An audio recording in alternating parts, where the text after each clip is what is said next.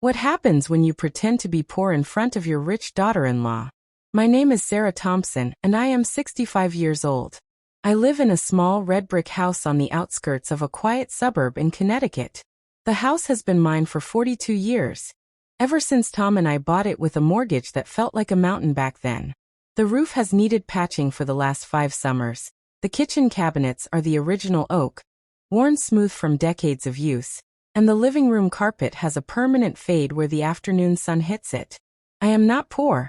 My late husband's pension and my small teacher's retirement cover the bills with a little left over. I garden, I read library books, I meet friends for coffee once a week. My life is modest, but it is mine. My son Michael married Emily 4 years ago. Emily grew up in a world I only know from magazines and television. Her father is a partner in a private equity firm in Manhattan. Her mother sits on the boards of 2 museums. Their home in Greenwich has a name, Willamere, and a gatehouse with a security guard who waves politely when I visit. Emily herself is beautiful in the effortless way of people who have never had to worry about money. Glossy hair, perfect teeth, clothes that look expensive even when she insists they were on sale. She is kind, always kind. She calls me Mom, sends thoughtful birthday gifts, and remembers to ask about my arthritis. But there is a distance. She hugs me lightly, as if afraid of creasing something. When we eat at their house, she serves food I can't pronounce and apologizes if I don't finish it. When they visit me, she sits carefully on the edge of my old couch, her designer handbag placed on a side table like it might catch something from the floor.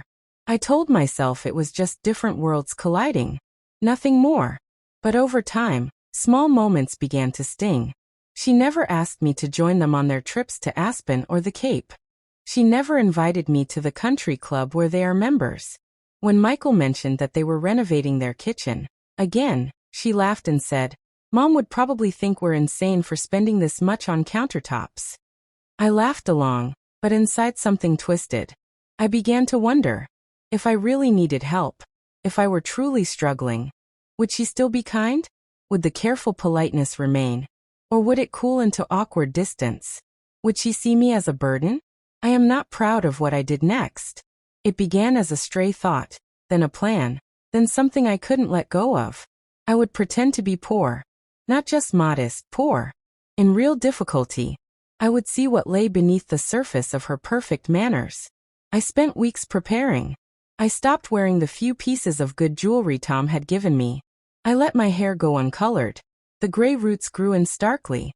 I wore the same 3 cardigans until they pilled. I even took the batteries out of the grandfather clock in the hallway, so it would stop ticking, giving the house a slightly neglected feel. I told Michael nothing. He would have been appalled. This was between me and my conscience and Emily. The opportunity came in early spring. Michael was away on a business trip to London. Emily called one Saturday morning and offered to take me grocery shopping. "I'm heading to Whole Foods," she said brightly. "I can swing by and pick you up. It'll be fun." I heard the slight hesitation in her voice, the unspoken assumption that I might appreciate the lift, or the company, or perhaps the chance to shop somewhere fancier than my usual stop and shop. I took a breath. "Emily, honey," I said, letting my voice waver just a little. "That would be wonderful. I've been meaning to get a few things, but money's been tight this month. The heating bill was higher than I expected, and the car needs new tires. I hate to ask, but if you're already going." There was a tiny pause. Then warmly, "Of course, Mom. Don't even think about it. I'll be there in 20 minutes. When she arrived, she was dressed in soft cashmere and designer jeans, her blonde hair in a perfect ponytail. She helped me into her gleaming SUV and chatted about the weather as we drove. At the store, I pushed the cart slowly, choosing the cheapest options: store-brand pasta, canned vegetables, the marked-down chicken thighs. I sighed over the price of milk. "Emily, I don't know," I said quietly as we stood in the produce aisle. "Everything's gone up so much. I might have to skip the fresh fruit this week." She looked at me for a long moment, then reached over and put strawberries, blueberries, and a bunch of bananas into the cart. "Please let me," she said softly. "It's nothing." At checkout, she paid for everything without hesitation. As we loaded the bags into her car, she said, "Mom, is everything okay?" Financially, I mean. You've never mentioned. I looked down at my hands. It's just been harder since your dad passed. I manage, but some months are tighter than others. She reached over and squeezed my arm. You should have told us. Michael and I, we want to help. Whatever you need. I nodded, murmuring thanks, and felt the first sharp pang of guilt. That evening she stayed for tea. I served it in my old chipped cups, with only plain biscuits. I let my shoulders sag a little. Emily, I said hesitantly. There's something else. The roof, it's leaking in the back bedroom. I got a quote to fix it, and it's thousands. I've been putting it off, but with the spring rains coming. Her face filled with concern. Mom, that's not safe. You can't live with a leaking roof. Let us take care of it. Oh no, I couldn't ask. You're not asking. We're offering. Your family. Over the next few weeks, I deepened the pretense. I let her calls go to voicemail once or twice, then called back sounding tired. When she visited, I served only toast with tea. I left a stack of bills on the kitchen table, some real, some printed from the internet and aged with tea stains. I wore the same gray cardigan every time she came. She responded immediately and generously. One afternoon she arrived with a contractor friend of her father's. He inspected the roof, the gutters, the siding. It's all taken care of, she told me. They'll start next week. Another day she brought a cleaning woman, someone who worked for them occasionally, who would come twice a month. Just to help you keep on top of things, Mom. You shouldn't have to do it all alone. She began sending groceries through Instacart. Organic chicken, fresh salmon, fancy cheeses I had never bought in my life. She sent a new microwave when she noticed mine was ancient. She even arranged for someone to mow my lawn. And gradually, the distance I had always felt began to close. One Saturday in May she came over alone. No shopping bags, no contractor. She sat down at my kitchen table and looked at me seriously. Mom, she said. I need to talk to you. I've been thinking a lot about what you told me. About money being tight. And I feel terrible. I started to protest, but she held up a hand. No, please listen. I grew up with so much. Everything I wanted, I had. Private schools, vacations, clothes, cars. I never had to think about money. And I think I've been insensitive. I should have noticed that things might be harder for you. I should have offered help sooner. I feel like I've failed you as a daughter-in-law. Her eyes filled with tears. Real tears. I love Michael, she continued, voice trembling. And I love you. You raised him to be the man he is. You've always been kind to me, welcoming. And I've just coasted. Assumed everything was fine because you never complained. Please forgive me. Iset frozen. The lie I had so carefully built was collapsing, and I had no idea how to stop it. That night I barely slept. Her words echoed in my head. She felt guilty. She thought she had been blind, selfish. My test had hurt her deeply.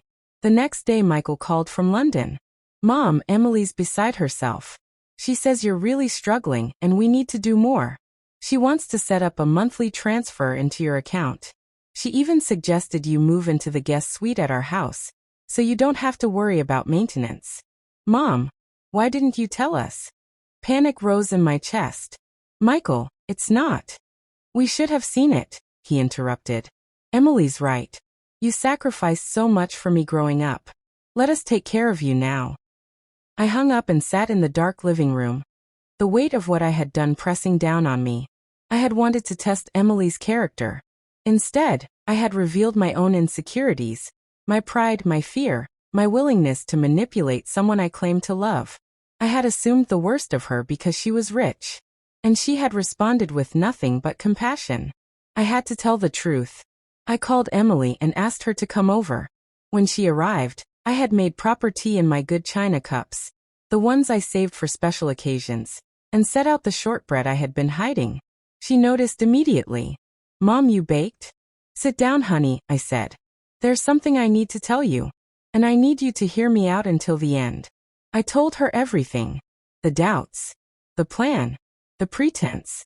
Every lie. Every calculated sigh and faded cardigan. I watched her face shift from confusion to shock to deep hurt. When I finished, the room was silent. Then she started to cry quietly, I reached for her hand, but she pulled away gently. Mom, why? Did you think I'd stop caring if you needed help? That I'd judge you? That money mattered more to me than you do. No, it wasn't that exactly, I said, tears streaming down my own face. I was afraid. Afraid that the differences between us were too big.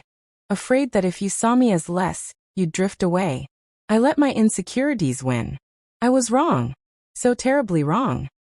She wiped her eyes. The worst part is that I believed you. I lay awake nights feeling guilty, thinking I'd been a terrible daughter-in-law. Thinking you were suffering alone because I was too wrapped up in my privileged little world to notice. I know, I whispered. And I'm so sorry. I hurt you to protect myself from a hurt that was never coming. We sat in silence for a long time. Then Emily spoke, her voice soft but steady. You know what hurts the most? That you didn't trust me. That you thought I was the kind of person who would only care if you had money. I married Michael because I love him. And I love you because you're his mother. My mother now. Not because of what you have or don't have. I broke down then, sobbing like a child. She moved closer and wrapped her arms around me. I'm not perfect, she said into my hair. I know I've been distant sometimes.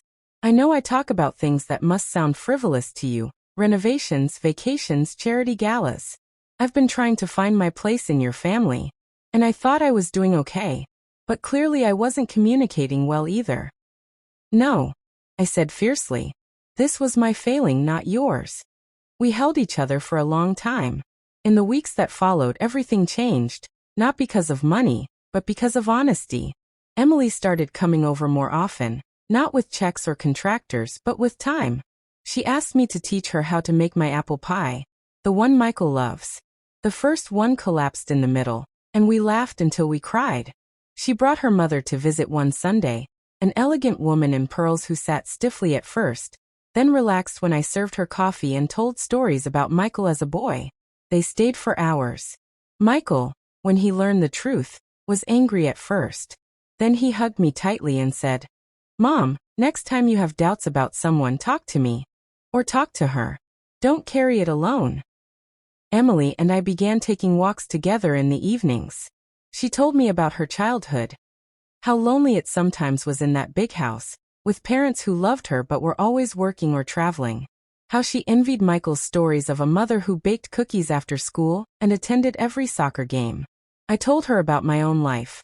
Losing Tom to cancer when Michael was only 15. Working 2 jobs to keep the house. The fear that I wasn't enough. We talked about everything we had never talked about before. One afternoon, as we sat on my porch watching the sunset, Emily said, You know what I realized through all this? You're richer than anyone I grew up with. You have memories, resilience, love that doesn't come with conditions. My parents have money, but they don't have what you have. I smiled, tears in my eyes. And now we have each other. Truly. The experiment that began as a test of Emily's heart became a mirror held up to my own. I failed it miserably. But in failing, I gained something priceless, a real daughter. Money can create distance, or it can be a bridge. I almost let fear turn it into a wall. Thankfully, love and Emily's grace tore that wall down. To anyone reading this, don't test the people you love. Trust them. Speak your fears out loud. The truth, even when it's painful, is always better than any experiment. And to my Emily, if you ever read this, thank you for forgiving me. Thank you for seeing me, not my house or my bank account. I am so proud to call you my daughter.